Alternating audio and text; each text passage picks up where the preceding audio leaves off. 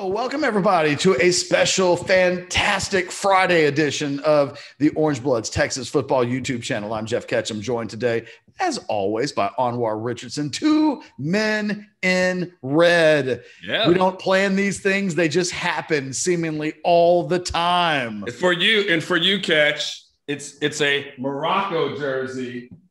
I was wondering. Yeah. I like it. Why are you in a Morocco jersey? Because I went to Morocco and bought a soccer jersey. Fantastic. Not specifically to buy a soccer jersey, but I spent the week there touring the country, and just one of those things. I wanted a souvenir. I got one when I was in England one time, and I was like, I want one from Morocco. I love that. That sounds like something I would want to do. Now that you've given me the idea, I may steal it from you, which is something that we do from time to time. Yeah. We're constantly borrowing from each other. Mm-hmm. We're talking Big 12 today, Anwar. And it just occurred to me, next week is Big 12 Media Day week, right? Starting on Wednesday.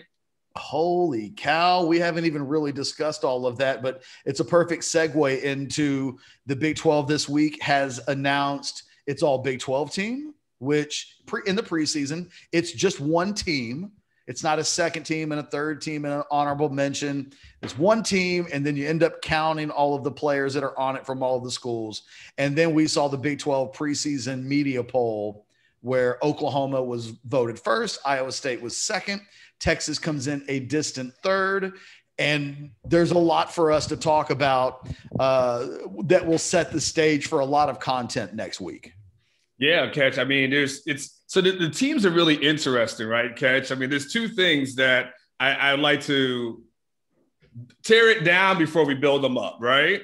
So first of all, if you start with the Big 12 team, first of all, they have a fullback that's on the team. When's the last time you've seen one of those used? They have 6 offensive linemen because there was a tie, apparently. So they just went ahead and added another offensive lineman, which is a crazy math. Then on defense, Ketch, there's 5 defensive linemen, 3 linebackers, 5 DBs. So there's 13 spots on defense. So there's a part of me when I look at this, I was like, what kind of list is this that they have put together? It's like a super team.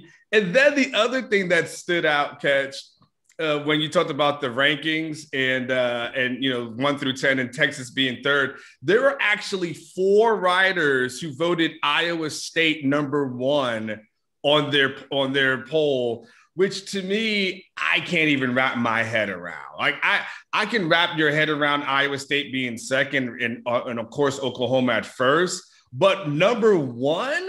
I just want to know who those 4 people are. I wish they would reveal themselves because that to me sounds ambitious. But those are the only little flaws. I wanted to point that out before we get into the other part of the conversation. Yeah, and when in future conversations, when you and I reference, once a week somehow an all-conference team element of discussion pops up. You are for now forever allowed to remind me that the math doesn't even add up. Correct. You've got a Big 12 that's closer to playing 2 down linemen in a lot of instances, more so than 4, let alone 5. Yeah. I don't know how you have as many defensive linemen as you have defensive backs in the Big 12. If you ever could justify a dime defense on an all-conference team, yes, it's probably in the Big 12. Yes. And again, as it relates to Texas, what's interesting is who gets the benefit of the doubt going into this season at a high level and who doesn't. And among the player ranks, I'm kind of surprised that Bijan Robinson the Big 12 has arguably 3 of the top 5 backs in the country coming back this year. When you look at Breece Hall, when you look at Deuce Vaughn, and when you look at Bijan Robinson. If I had to have bet money on who the 2 guys that I thought would get the benefit of the doubt, I probably would have gone with Deuce Vaughn and Breece Hall. But that Bijan made the list speaks to the massive amount of expectations that I think everybody senses. I mean, he's one of the few 5-star prospects in this conference. And I think everybody realizes we're looking at a future NFL player, and I think he's getting benefit of the doubt. Pleasantly surprised to see Deshaun Jameson make it, not as a return guy, which would have been, I think, really easy to do, but to do it as a corner, to do it as a defensive back. You and I are both big fans of Deshaun Jameson. We think he's got legit NFL upside, and he's not a guy that gets a lot of that kind of discussion right now. But I probably would have expected to see Keandre Coburn. If there's going to be 5 guys, I would have thought he would have been a real candidate. And then outside of that, it probably gets to be hard to legitimately talk about Texas players who warrant being first team all Big 12 players at this point. Yeah, I mean, the other guy that I think from defense you could have made a case for would be DeMarvion Overshown. I mean, I think that's one guy you could make a case, right? Yeah. As far as, but obviously when you look at the linebackers, you got Nick Bonito, who is one of the best linebackers in the country. Mike Rose from Iowa State. Again, an elite linebacker. And then you only got one more spot, the guy from Baylor, Terrell Bernard. So at that point, I understand it gets a little bit tough. Then again, they could have just made like 5 spots. I mean, at that point, it just included in everyone. Like a participation trophy. But, he's the only guy that you can make a case for. And then to your point, Ketch, like outside of that, there's a lot of unknowns. You couldn't really make a case for anyone at the receiver position at this moment. Nobody really at the offensive line position, which, by the way, is very telling, Ketch, when you have 2 super seniors that are on this team, and no consideration for that. Coburn for sure, and then the linebacker position we talked about, and then the DB. So I'm totally with you on that. Just one other guy, and then what it really shows, Ketch, is from and perspective doesn't necessarily always equate to wins, but it shows that what media members who cover this conference, and it's not just newspaper writers, it's internet writers, it's people who do radio, like all the collective people who do this, that's their perception of Texas, which is lots of hype on Bijan, a little bit more, some love for Deshaun Jameson, and a lot of it probably has to do with what he did from a return perspective, and then just a lot of unknowns as relates to this team. Yeah, I mean, it's the unknowns. It is this is the story of this season, is how many unknowns don't become known very quickly. And this is a team that'll enter this season with more unknowns than it has knowns. And if you're going to be competitive with Oklahoma and Iowa State and get into that Big 12 championship game, the knowns really have to materialize sooner rather than later. But there's no way to handicap it. There's no way to say, well, this Texas defense in week 3 under another defensive. I am so tired of every year talking about Texas and the need to adjust to new coaching. So PK Kwiatkowski comes in, and hopefully this is the last time that we have to mention that these Texas players have a new coordinator, but they do. It's a new system.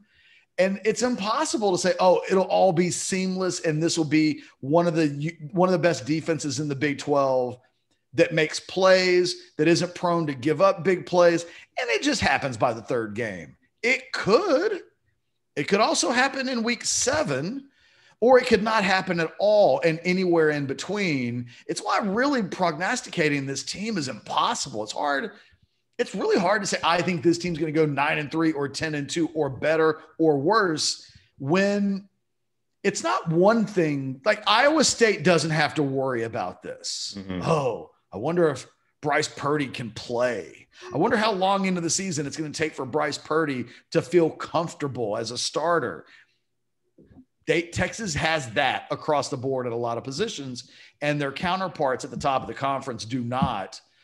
I haven't really heard anybody, not even on Orange Bloods, really say that Oklahoma and Iowa State aren't the deserving preseason 1-2. I know there are people that think Texas can go above that, but those 2 teams are rightfully where they are, and it's up to Texas to prove that they can crack that order. Yeah, I was on today's, as we recorded on Friday, I was a guest on a SiriusXM, the Big 12 radio show with our friend Ari Temkin. And I think I left Ari out there because he started talking about the rankings. And I think he thought I was going to chime in with him. And he's like, I guess in the previous segment, Ari tried to make a case that he felt like Texas was the number 2 team in the conference, and then he kind of threw it to me after giving me the setup, and I was like, oh man, I don't know about that, because I said, look, I said, I don't know what's crazy. Are you saying this team's number 2, or the 4 writers who voted Iowa State number 1? Like I said, I don't know. Just you guys can battle that one out. But to your point, Ketch, there are the questions. You're talking about the questions at quarterback, like, whichever guy gets it. First of all, who's going to be the starter? Then whichever guy gets it. The questions at offensive line. Again, we pointed this out. Not a receiver on this roster that has over 500 yards receiving, in this past year, or rather had it. There's a lot of high hopes for Bijan. We still got to see what he does it over a 12-game season.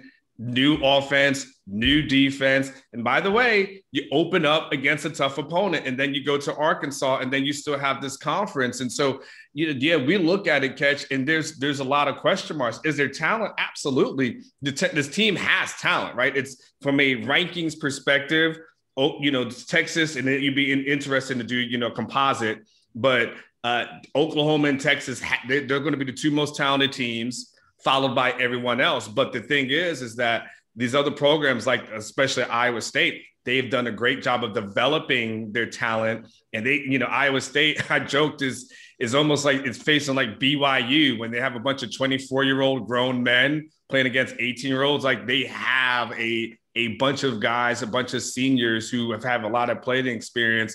So it's definitely going to be a challenge. I think this year more than ever, Ketch, you and I will not pour any Kool-Aid, and there's no way that anything we hear in training camp is going to alter what we predict for this team. Sometimes we've been the prisoner of the moment, and we've seen some things, and we bumped them up a win or so. I don't see that happening at all. I think whenever you and I, when we start doing these videos, I think whatever you and I start saying what the win total is going to be in August, that will be what we stick to September, because we've fallen for that banana in the tailpipe before, and I don't see it happening again. Yeah, no doubt about it. And Anwar, drilling is now taking place in my home. Nice. So we're going to wrap this bad boy up and go into the weekend. We'll have the Monday Overreaction show on Monday. Like the video if you choose to do so. We would love that. Subscribe to the channel. We got a lot of stuff planned for you in the coming weeks and months ahead. But for myself and Anwar Richardson, you guys have a fantastic weekend. Not a good weekend, a great weekend. Take care of each other. Be good to each other. We'll see you on Monday. Later.